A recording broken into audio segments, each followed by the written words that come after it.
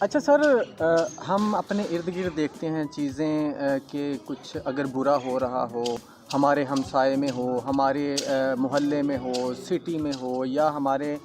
صوبے میں ہو، کہیں بھی ہو، ہم اپنے آس پاس دیکھتے ہیں تو ہمیں ایک بیہیویئر پایا جاتا ہے اور بہت زیادہ پایا جاتا ہے کہ اگر کسی کے ساتھ کچھ ہو رہا ہے، برا ہو رہا ہے، زیادتی ہو رہی ہے،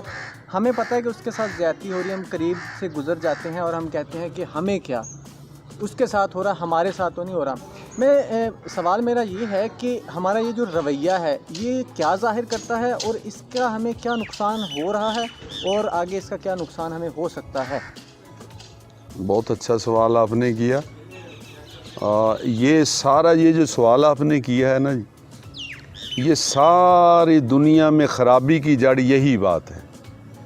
کہ ہم وہ پنجابی میں کہتے ہیں سانو کی۔ جی جی سر، ایسے ہی۔ لیکن اس میں ایک بہت بڑا فلسفہ ہے جو میں آپ کو بتانا چاہوں گا آپ والی بات میں، اور بلکہ آقا علیہ السلام کی ایک حدیث پاک ہے جس نے آپ نے فرمایا تھا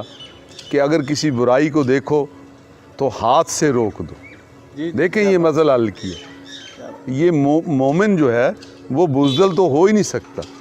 مومن میں کرج ہوتی ہے، وہ کہیں بھی کھڑا ہو کر،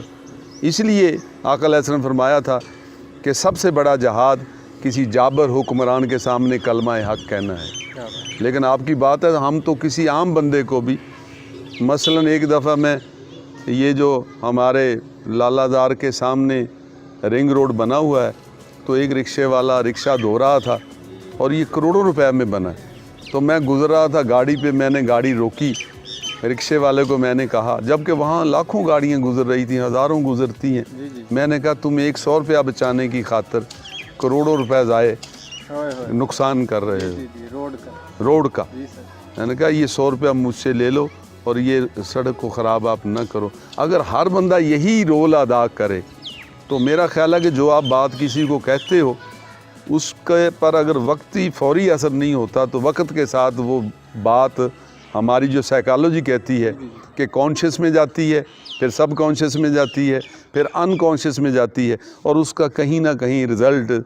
ضرور نکلتا ہے۔ تو یہ رویہ جو ہے اس کو کنڈیم کرنا چاہیے کہ اگر کسی برائی دیکھیں اس کو ہاتھ سے روکیں، اور پھر آقا علیہ السلام نے فرمایا اگر ہاتھ سے نہیں روک سکتے تو زبان سے اظہار کریں۔ اور ہم نے اس کو مصلحت کا نام دیا ہوا ہے کہ جب کہ یہ بہت بڑی منافقت ہے۔ اور تیسری بات اگر یہ بھی نہیں کر سکتے تو دل میں برا جانے، فرمایا کہ یہ سب سے کمزور ترین ایمان ہے کہ اسے دل میں برا جانے۔ اب تو دل میں برا جانے والی بھی بات وہ ہے وہ ختم ہو گئی ہے۔ تو یہ بات آپ نے بالکل صحیح ہے کہ ہمیں اپنا رول، اور اس کی مثال ایسے ہے کہ جیسے آپ کسی محلے میں رہتے ہیں تو آپ تو اپنے گلی کی صفائی کرتے ہیں، گٹر میں کوئی چیز نہیں جانے دیتے۔ اگر اسی کالونی میں کوئی اور بندہ کسی گٹر میں چیز پھینک رہا ہے، ایک آدمی، اگر وہ گٹر بند ہو جائے گا، جہاں سے بھی بند ہوگا وہ پورے بند ہو جائیں گے، اور اس کا نقصان سارے سوسائٹی کو ہوگا۔ جیسے ٹریفک آپ گزر رہے ہیں ریلوے کراسنگ سے، پھاٹک سے، اگر ایک آدمی غلط گاڑی پارک کر دے تو پوری ٹریفک بلاک ہو جاتی ہے۔ اس لیے ہم نے یہ ایز اے معاشرہ سوچنا ہے کہ ہر ایک بندہ صحیح ہو۔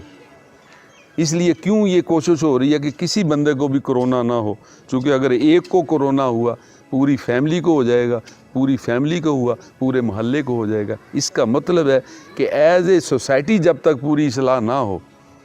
تو اس وقت تک معاشرہ بہتر نہیں ہو سکتا۔ کیا بات، تو یہ رویہ ہمیں چھوڑنا ہوگا، اور یہ رویہ سب سے زیادہ نقصان دہ ہے۔ کیا بات ہے۔ اچھا سر، یہ جو رویہ اگر ہم یہ رویہ اپنا لیں، جس طرح سے آپ نے اس رکشے والے کو روکا کہ یار تو 1 کروڑ روپے کی سڑک خراب کر رہا ہے، جو کہ ہمارا قومی اثاثہ ہے، ٹھیک ہے سر،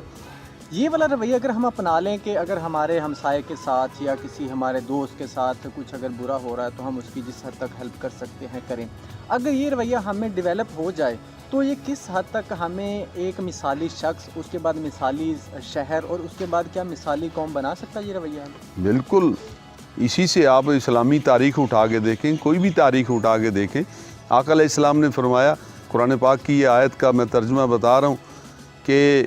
تمہیں کسی قوم کی دشمنی اس بات پہ مجبور نہ کر دے کہ تم انصاف نہ کرو۔ اگر آپ کے پاس کوئی معاملہ آئے، ایک طرف آپ کے والدین ہوں اور ایک طرف دشمن ہو، اور دشمن حق پر ہو تو آپ نے فیصلہ دشمن کے حق میں دینا ہے، والدین کے حق میں نہیں دینا، کسی عزیز کے حق میں نہیں دینا۔ یعنی